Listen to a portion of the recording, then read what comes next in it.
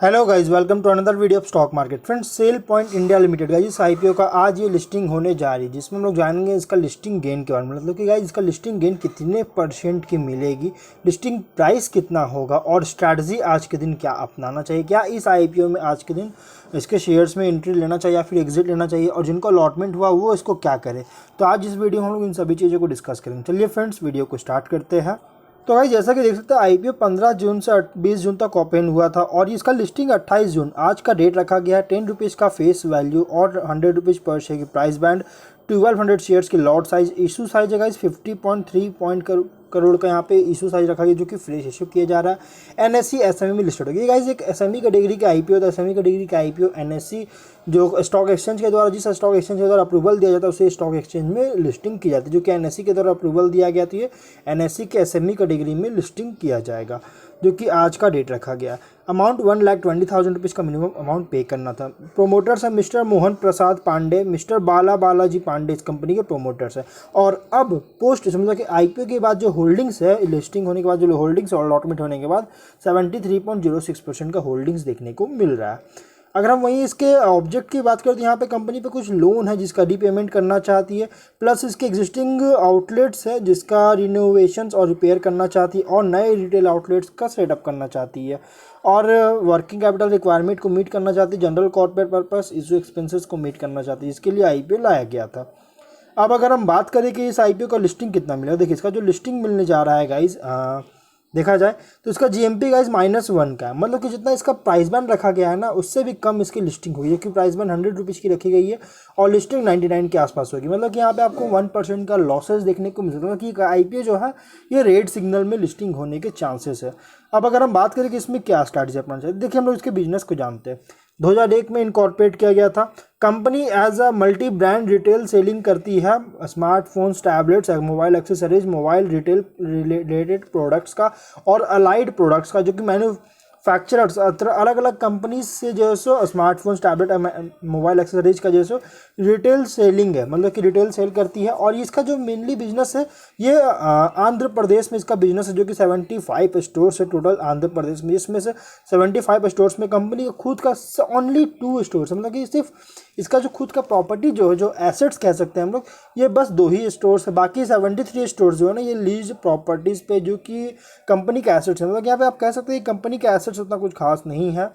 और अगर हम बात करें कौन कौन से ब्रांड के प्रोडक्ट्स कंपनी जो सेल करती है, उसमें गाइज यहाँ पे देखिए तो Apple, Samsung, Oppo, Realme, Nokia, Vivo, Xiaomi, Redmi, one plus जैसी ब्रांड्स के स्मार्टफोन्स वगैरह सेल करता है। और कंपनी इसके साथ साथ कंपनी जो है कंज्यूमर ड्यूरेबल गुड्स का भी, जो है इलेक्ट्रॉनिक्स गुड्स का भी जो है यहाँ पे मल्टी ब्रांड रिटेल सेल करती है।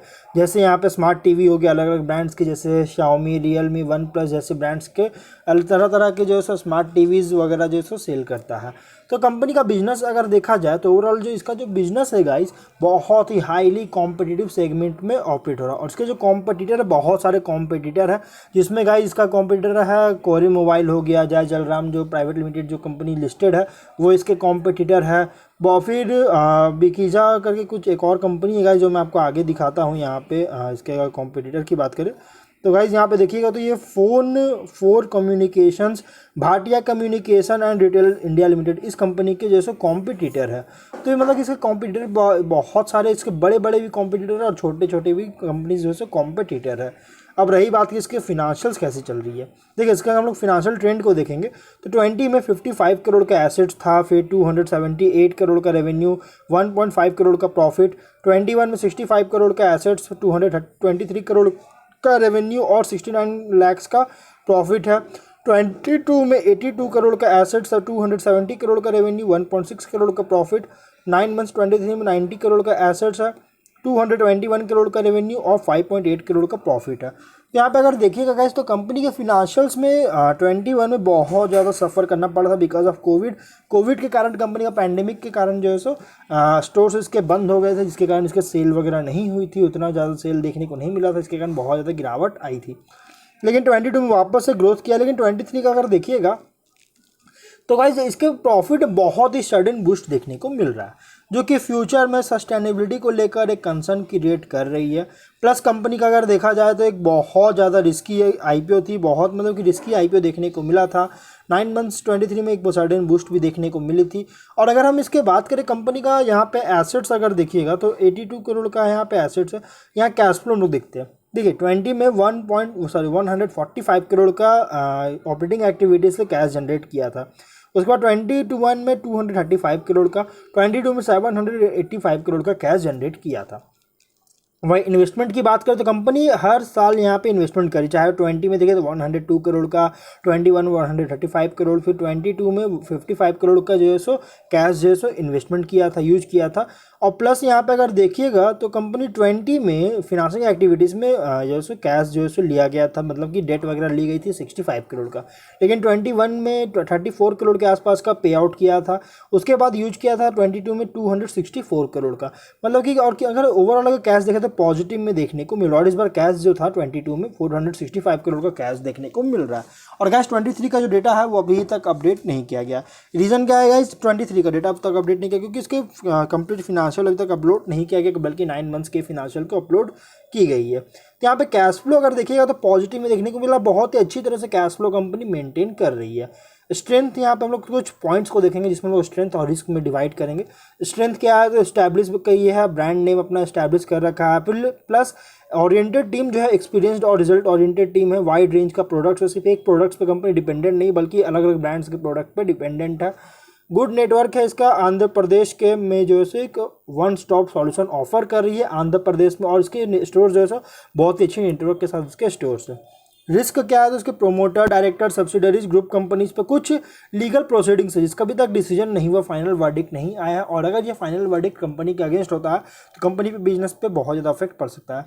और प्लस कंपनी का जो बिजनेस है ना ये हाईली डिपेंडेंट ब्रांड के रिकॉग्निशन और प्रोडक्ट्स का रिप्यूटेशन पे, जो कंपनी अपने स्टोर्स के थ्रू सेल करती है उसके रिकॉग्निशन और रेप्यूटेशन पे बहुत ज़्यादा डिपेंडेंट है। और अगर कंपनी यहाँ पे अगर ये जो सेल कर रहा है प्रोडक्ट्स को, जो सेल जो ऑफर कर रही है, और इसको मतलब कि मेंटेन और इन्हांस करना, मतलब ब्रांड इमेज को मेंटेन और इन्हांस करने में अगर कंपनी इनेबिलिटी साबित होती है, जो कि साथ में जो सेल करना ऑफर जो सेल कर रही है, सेल ऑफर कर रही है, तो इसमें मतलब कि इनेबिलिटी साबित होती है ना गाइस, तो कंपनी के बिजनेस पे बहुत ज़्यादा इफेक्ट पड़ सकता है, चाहे वो फिनेंशियल कंडीशन हो, ऑपरेशन के रिजल्ट हो, सभी पे बहुत ज़्यादा इफेक्ट पड़ सकता है।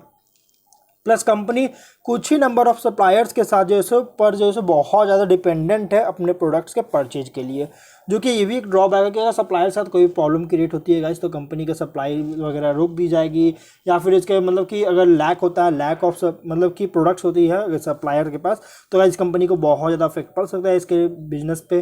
तो इसलिए गाइस कंपनी ओवरऑल अगर देखा जाए तो हाईली कॉम्पिटिटिव सेगमेंट में तो ऑपरेट हो रहा है। प्लस इसकी जो प्राइस बैंड रखी गई थी ना 100 रुपीज़ का, इसके फिनेंशियल्स के अकॉर्डिंग बहुत ज़्यादा प्राइस रखा गया था, तो इसलिए गाइस ये कंपनी जो उतना कुछ खास परफॉर्म नहीं कर पाई। यहाँ पे अगर देखिए सब्सक्रिप्शन भी 6 टाइम था, ओवर सब्सक्रिप्शन तो देखने को मिला था, लेकिन परफॉर्म तो किया था, लेकिन इसकी जीएमपी उतना कुछ खास परफॉर्म नहीं कर पाई। तो ज़्यादा चांसेस है कि इस आईपीओ का जो शेयर होगा ना, जो लिस्टिंग होगी उसके बाद भी इसका आईपीओ में जो परफॉर्मेंस उतना अच्छा देखने को नहीं मिलेगा।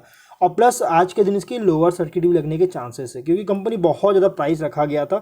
इसकी प्राइस अगर वैल्यूएशन किया जाए तो अराउंड इसके प्राइस 60 to 70 रुपीज़ के आसपास होनी चाहिए थी, लेकिन 100 रुपीज़ का प्राइस रखा गया था, जो कि बहुत ज़्यादा प्राइसी आईपीओ थी। तो अगर आप लोग इसमें अलॉटमेंट लिया आपको हुआ है, जिनको अलॉटमेंट उनके लिए बता रहे, तो अगर आप रिस्क नहीं लेना चाहते हैं तो आप इसको जो भी आपको लॉसेस वगैरह हो रही इसको लेके निकल जाइएगा, क्योंकि परफॉर्म आईपीओ नहीं कर पाई है और ज़्यादा चांसेस कंपनी में गिरावट आने का, बहुत ज़्यादा गिरावट आने का ज़्यादा चांसेस। और अभी इसमें आप लोग एंट्री बिल्कुल भी मत लीजिएगा, क्योंकि कंपनी का प्राइस ऑलरेडी बहुत ज़्यादा चल रही है। तो अब हम लोग जो है वीडियो को यहीं पर एंड करते हैं। अगर कोई डाउट है कमेंट बॉक्स से पूछे। मिलते हैं नेक्स्ट वीडियो में। Till then bye bye.